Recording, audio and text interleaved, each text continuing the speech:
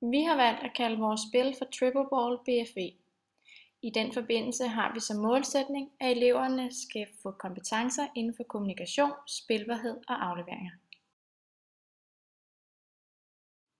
Banen bliver delt op i 3 felter, hvor der bliver spillet basketball, fodbold og volleyball. Man kan score i feltet basketball og inden for volleyballfeltet.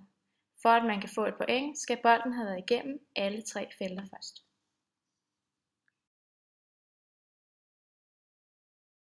Alle spillere ligger på deres baglinje, og ved signal løber man ind mod midten, og det hold, der først får fat i bolden, påbegynder spillet. Ved scoring laves en korrekt aflevering over nettet til ens medspiller, som griber bolden. For at få point nede i basketdelen, kræver det, at man skyder bolden ned i kurven.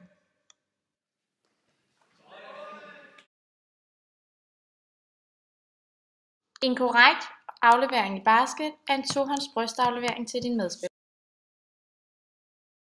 I volleyball kan man enten aflevere ved fingerslag, bakkerslag, eller man kan save bolden.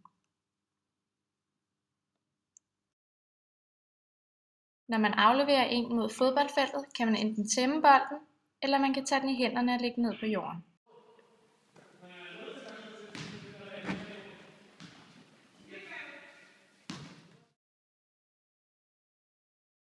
En måde du kan gøre dig spilbar på, er enten at søge frit område, eller lave et overlap.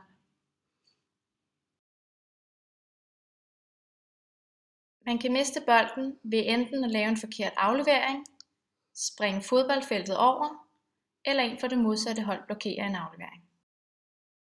For at få samarbejdet til at fungere på holdet, er det vigtigt at bruge både verbal kommunikation og nonverbal kommunikation.